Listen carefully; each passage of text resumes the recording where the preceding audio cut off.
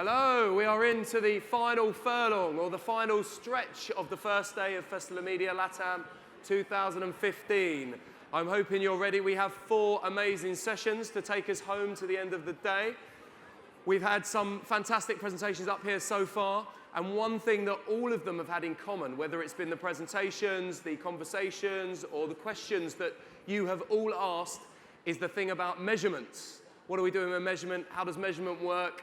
Is measurement dead? Do we need a new model? Well, we've assembled a fine panel to actually discuss this subject. So without further ado, let me introduce the panelists, and then I'll introduce the chair of this panel first. It's Charlie Crowe, the chairman of C² and Festival of Media. Woo. Next, we have Cynthia Evans, who is Director of Insights and Thought Leadership at GroupM. Woo. Then we have Bill Livek, who is the Vice Chairman and CEO of LiveRail. And finally, but by no means least, we have Andy Brown, the CEO of Kantar Media. Take it away, Charlie. Thank you very much, Jeremy. Hi, guys. We're going to try and make the subject of measurement of television interesting. Have you seen your agendas? The title of this is about census data and measurement in television. Hands up who is excited by that topic. At the end of this discussion, you will all be putting your hands up. Okay? Yeah? This is good. Okay, so the reason for this panel is that TV gets a bit of a bad press, particularly at conferences like these, because we all seem to think that addressability and efficiency and targeting is the domain purely of the digital environment. And I think sometimes we overlook the fact that a $15 billion industry here in Latin America is still flourishing, and there are many changes taking place in measurement, research, planning, and trading that sometimes we forget. And I think this panel gives us a wonderful opportunity to try and understand the issues in TV trading and try and learn from some of these pioneers sitting here at the panel of what they are doing in their businesses to improve the capabilities of television when it comes to branding and advertising.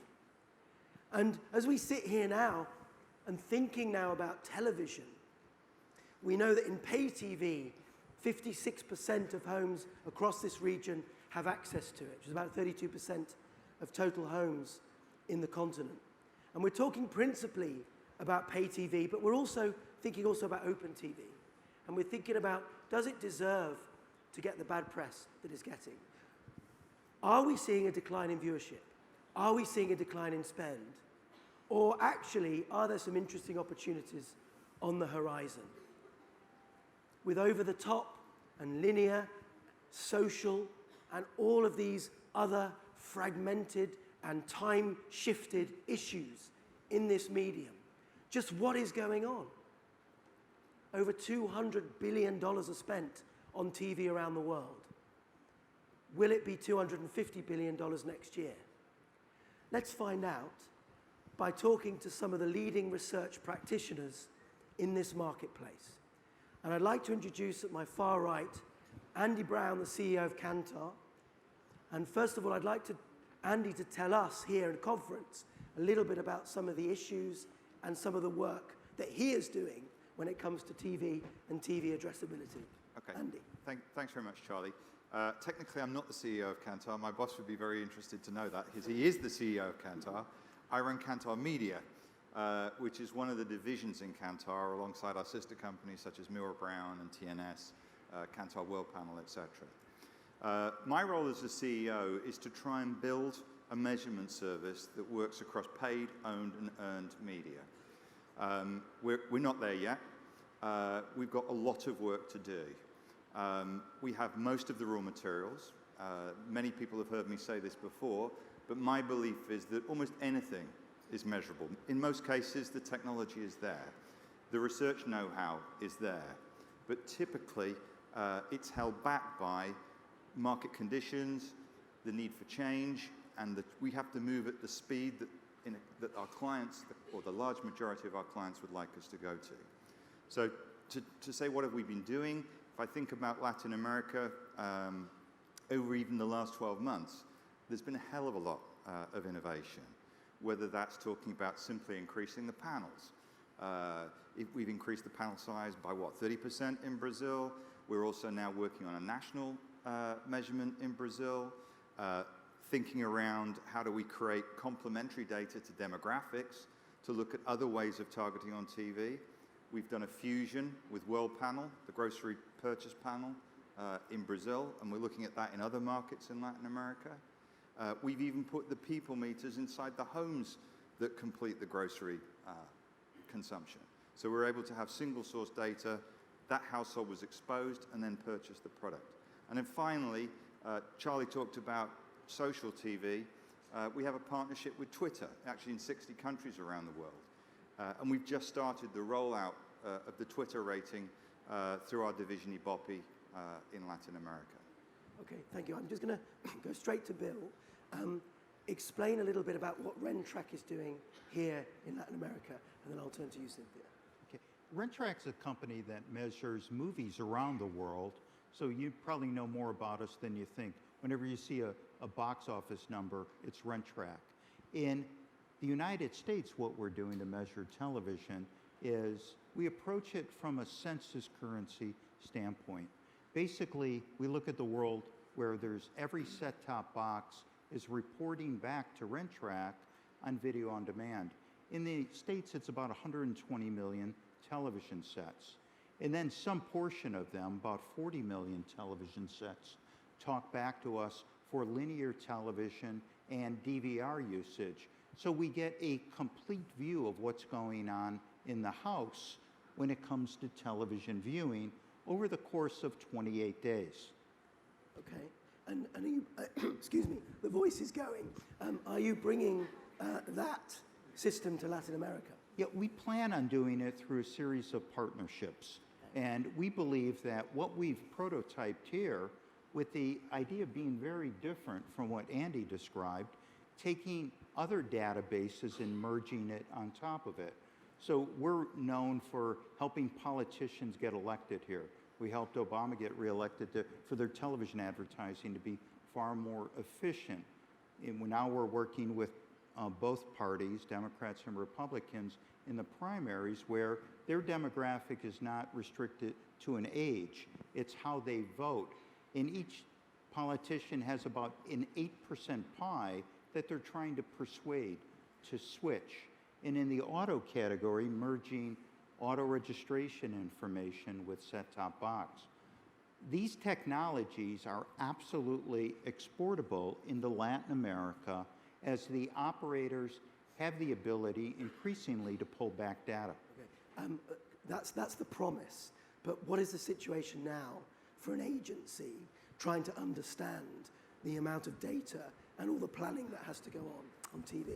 What issues do you face? Well, I have the great honor to take many Excel spreadsheets and sew them together like an Appalachian quilt in order to find the story, the efficiencies, the effectiveness that may reside in the total communication package. And how long does that take? And how many people do you have just doing that? Well, it depends on how much someone's paying for it, of course. Yeah. And it depends on the project. Okay, so... I can't answer that one, sorry, it depends.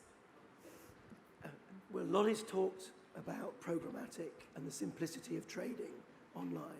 Clearly in TV, you don't have that simplicity. Is that going to change? Well, now that the cloud has changed television forever, and it's theoretically possible to have almost all media in an audio-visual format. In fact, how many of the audience watch TV on your cell phones? Everyone, surely. Yeah. There you go. And tablets? Oh, there you go. That is the challenge. It is multi-platform. It is cross-media, and it's a huge opportunity for us. Okay, but at the moment, let's just talk about some of the traditional truths that we hear at many conferences like ours here. Digital is the only medium that's truly addressable, where you can truly target a customer.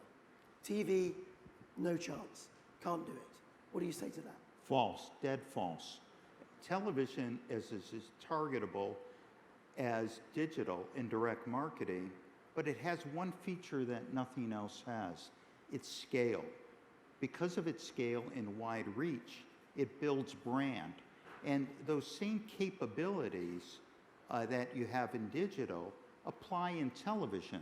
And technology is bridging the gap rapidly. It is bridged here in the 48 contiguous states and increasingly in Latin America as the devices that we have in our home feeds back information on television viewing. And the brand owner, as we know, wakes up every morning not thinking about digital or TV. They think about selling more things. And having digital and television working together is not the dream or the promise, it's the requirement now.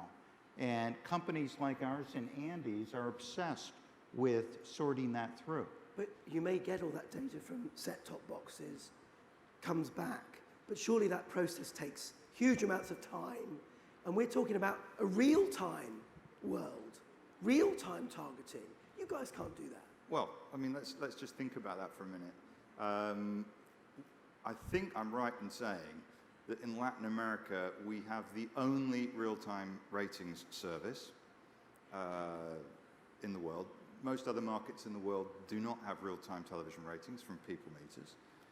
It is possible via different technologies to ascribe product and brand usage to those people. It's not something we make available today as a commercial service. But I can tell you, since we made the acquisition in Ibope, and obviously I do my round, my beat, encompasses the US, it encompasses Europe. Talking to European clients, they actually see real-time ratings much more as an opportunity from a commercial standpoint to be able to get closer to what Bill was describing there of serving the right ads to the right people, but based on product usage or probabilities that people are using a product rather than a broad demographic. So I think the potential is there. Potential, but how do you make the potential real? I think it requires brave clients. It requires somebody who's prepared to put their money on the table and to say, I'm going to do things differently. I'm going to challenge this. Let's move away from ABC1 adults. Let's move away from 16 to 34-year-old housewives. And let's target what, as Bill said, we want to try and sell more product for the advertiser. So if the advertiser says, hey, I'm up for change, it needs a brave agency to adopt it, and I don't think the agency will be the problem, but it also needs networks to look at data in a different way. Now, there's a lot of, in the US, you've seen the development of programmatic TV in a very small way. And I think that the US has gone first, partly because of technology, but also because of the availability of airtime and inventory. I would argue that there's probably an excess of airtime and inventory in the US. So networks are selling airtime at very low rates in almost ghettos of airtime. That doesn't exist in most of the other countries. Most of the other countries, the airtime is sold out. And therefore, it's been less inclined to move as fast to programmatic. But it will get there. And if you can imagine, and I've always used this expression, and I think it's as real now as it always was, all airtime, so I used to work at a TV network, all airtime is premium airtime to the right advertiser. And that's the principle of programmatic. So I've got a spot that's going out at 3 a.m. in the morning. Guess what? It converts at 300% for household scourers. If I'm selling household scourers, that's the perfect opportunity for me, and I'll pay a premium on that spot. Yeah, Andy, though, I believe that programmatic is probably the most misused word in the late English language next to love. We love our partner, we love our wife, we love our dogs, we love pasta. That's programmatic. I like to call it, it's the solution to what was said by my colleague. It's the automation of these functions. There's no way a human being can keep knitting together spreadsheets or running around with jump drives when the world has gotten this complex. And the world belongs to the brand owners, the media companies, and the agencies in this future as we automate. And the machines are ready to start talking to one another. So when is the programmatic future of linear television going to happen in Latin America? I think one of the points it starts moving rapidly as the pay television operators that have more advanced set-top boxes, and they exist, start getting fed back into a cooperative, so companies like ourselves and companies like Andy can start aggregating it together. Cynthia, one of the compelling things about the internet is that you can bid on audiences. You can understand who is going to buy that Chevy. How can you plan a campaign on television targeting people who are going to buy a Chevy tomorrow? Surely you can't do that. Well, it can be done if you take databases and you combine them and lay one on the top of the other. It isn't that different from direct response, direct mail of many years ago. And so if we aggregate across multiple databases, we can at least establish a probability that that will be a better unit, a better time period, a better program. Let me just talk about another common claim about digital versus TV, and that is the e-commerce story. I can advertise in a digital environment, and it can get me close to the transaction. I can click through, just as we've seen some cases today, and I can purchase in online channels. Very compelling for advertisers. I can't do that on television. Well, you can to the extent that two of the largest advertising blocks in Latin America television are telemarketers. And that is essentially using television to reach people at the time they're going to purchase, very directly when they're going to purchase. But that would never happen for a P&G or a Unilever, or even for an Airbnb. Not necessarily. If you think about it, I just bought a new car. I don't buy a car that often. I don't drive that much. But my decision to buy the car that I just did started about 9 years ago when I bought my last one. And in that purchase funnel, we look at brands on television, and it starts developing that compelling need. And when I got into the last inch of the purchase funnel, that's when I used digital as a consumer. I went there to build the car that I purchased. But no way did digital compel me to buy the brand that I bought. It had to do with seeing these ads, building the brand awareness, and building that need that I needed that product. Just like an Apple Watch. No one needs an Apple Watch. But Apple built this demand on television. And when you start seeing the features of this, you say, you know, I need that. It went from I never need it to I need it. And then when you buy it, that last inch, you go to the Apple website or to a retailer website to purchase it. If I could build on that, you raise such an important point, because it's possible, while we need a systematic measurement of all the forms of communication, and we need to have a common ruler, on the other hand, it's very important to recognize in any particular marketing situation, the consumer purchase pathway, purchase journey, pick your name, but it's the role of each vehicle to produce an impact which will lead the person to the next sequential step in their purchase decision process. And that's the great art of television, as well as online, as well as mobile. Where does mobile viewership sit in this new world of research and understanding? So, again, all things are measurable. We have started to measure mobile viewership in Brazil. So I think as of July, we've now started to include mobile viewership in with the core Brazilian TV measurement. We already measure in other markets in the world, we measure tablets, we measure PCs, we have done for some time. And in those cases, they're being incorporated back into the core currency. I think one of the, again, coming back to the brakes on why doesn't it go as fast? If you can do all this, Andy, why don't you have it in the 45 countries that you're in around the world? And it's because in some cases, the clients aren't ready for it. You know, the networks, you know, we haven't installed, the meter that we use is called virtual meter. And we've installed that on, say, in the UK, what, 1/3 of the panel? And that's because the networks don't have the sales model, whether that's the people, the structure, the sales policy, they haven't worked it out yet to actually drive it. So we can put the audience information there, but they need to have the commercial model to then execute against it. And I don't think the research can only go as fast as the clients are ready for it. Yeah. But we're also pulling back these databases from the operators, all right? So the data can be pulled back.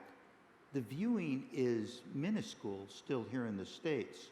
And I still have a hard time believing when hardworking people come home at the end of the evening to have dinner with their family, they're going to watch a show on their iPhone leaning over. They're going to watch the best available screen. Best available screen. I totally subscribe to that point of view, completely. Okay.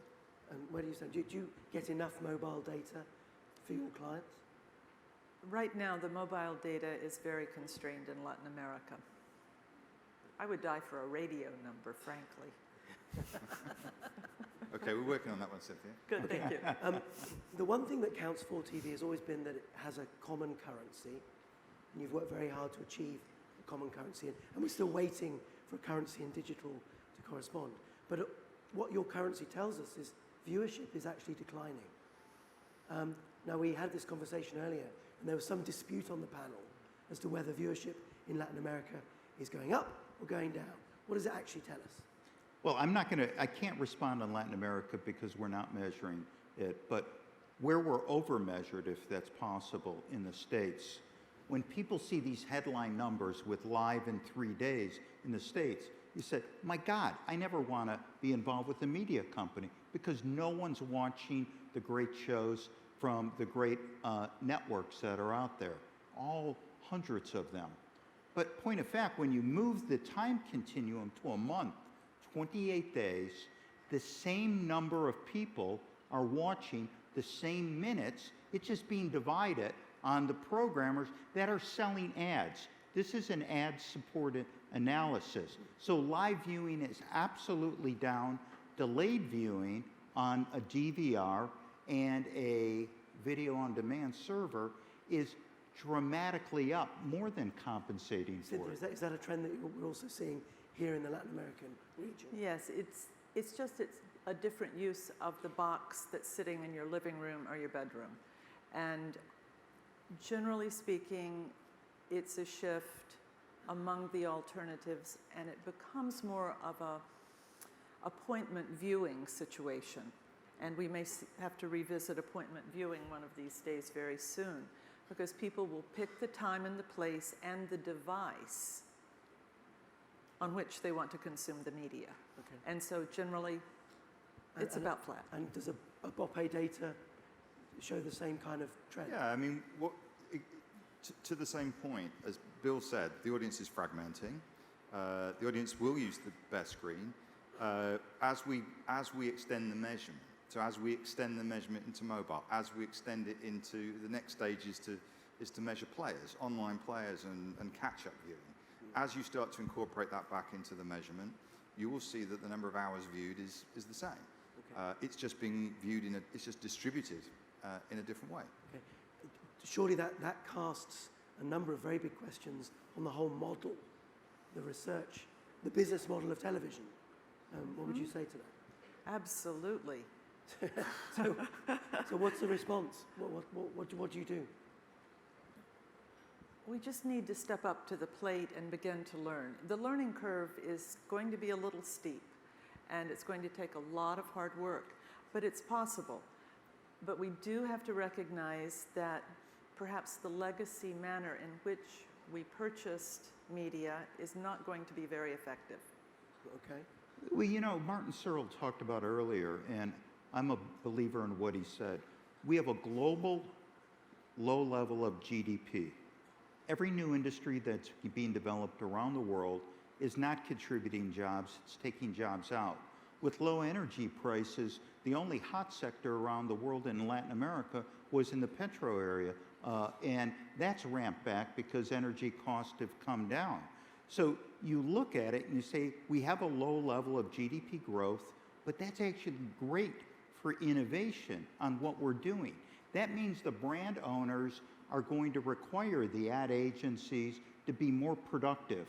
The automation of television, the advanced measurement of television now is not a dream, it's a requirement.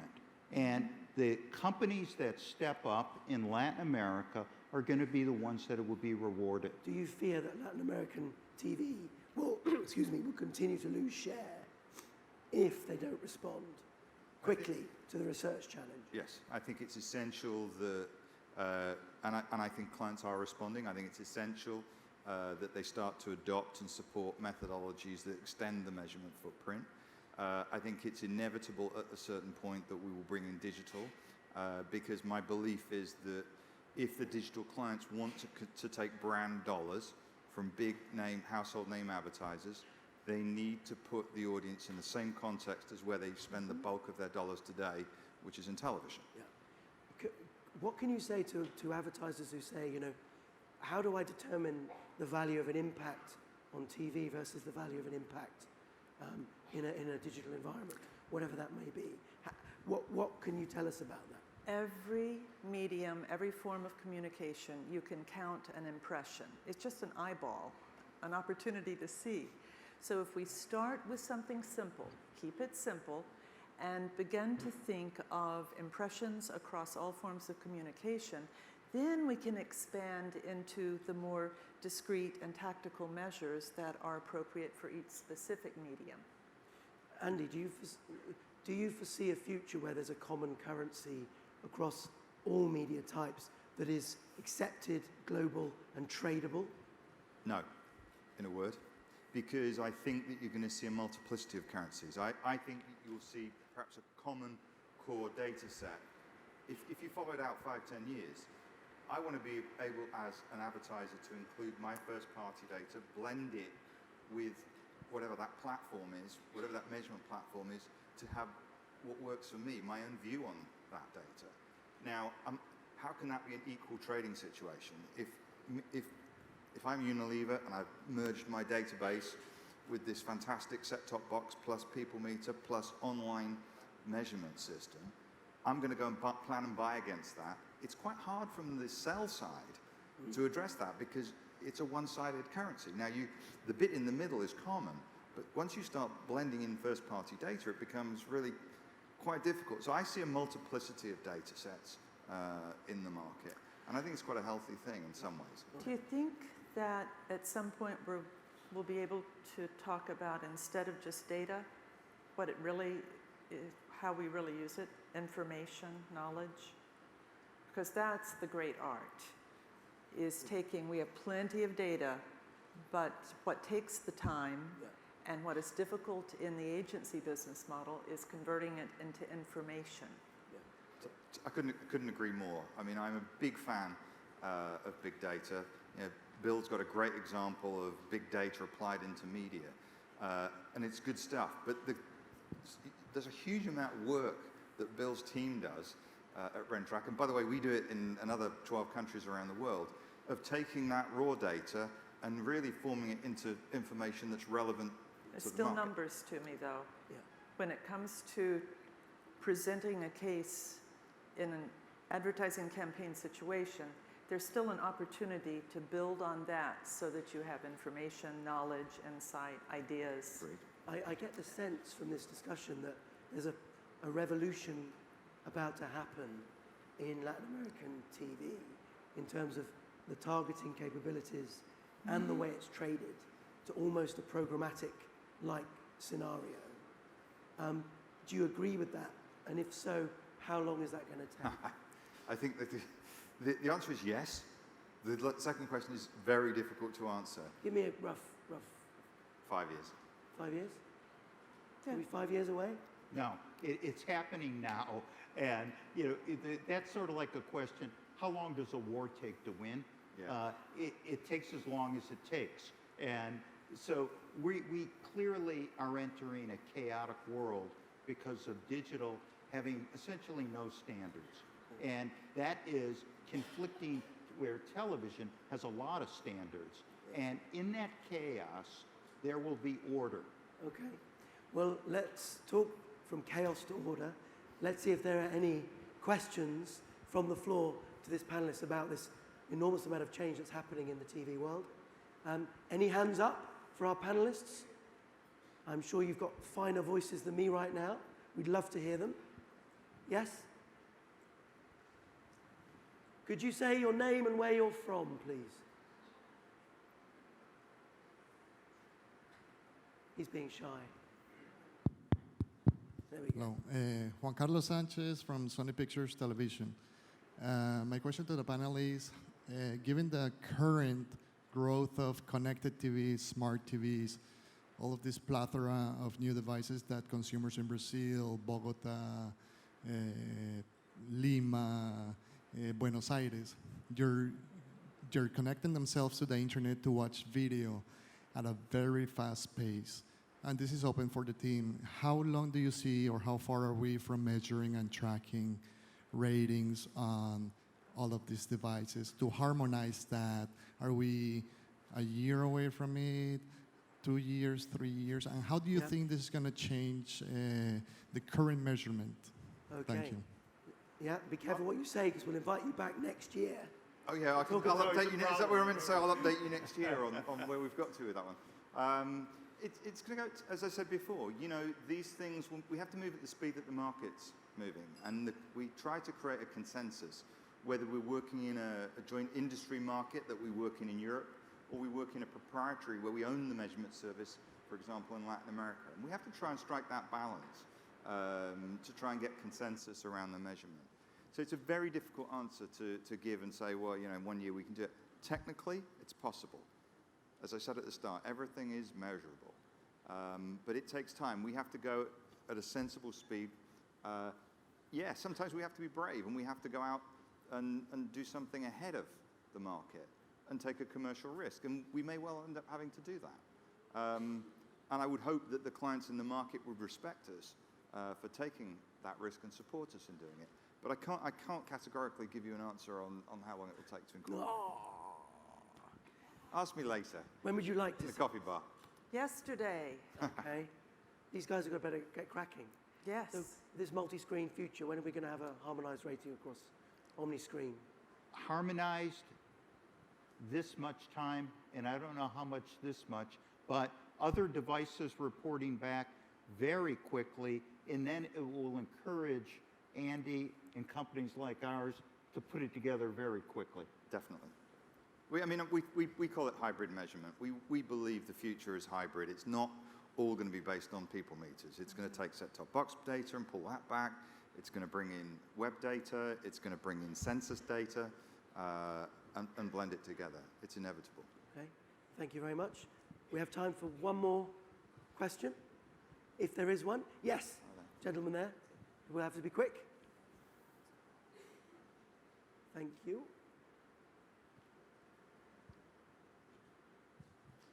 Hi, my question is, there's a lot of talk here about harmonizing ratings, common currencies.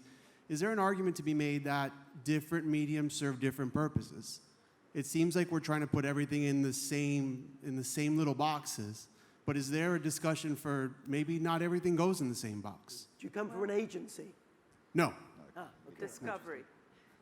Well, Well, go I ahead. didn't want to give that No, away. please. could I? They're both important. As long as procurement groups and units within advertisers need to count on a common measure, there will be a need for a common measure. But as we said earlier, we do need to recognize the role that each form of communication plays in the consumer journey. And that is the measure not of efficiency, which is the procurement number, but the measure of effectiveness. And that drives us into the tactical measurements that we can have within a form of communication, which are very powerful. It's so exciting. Yeah, I think you may want to think about that in terms of economic currencies. We do function well as a society having a basket of currencies. We don't cross borders and use one another's currencies.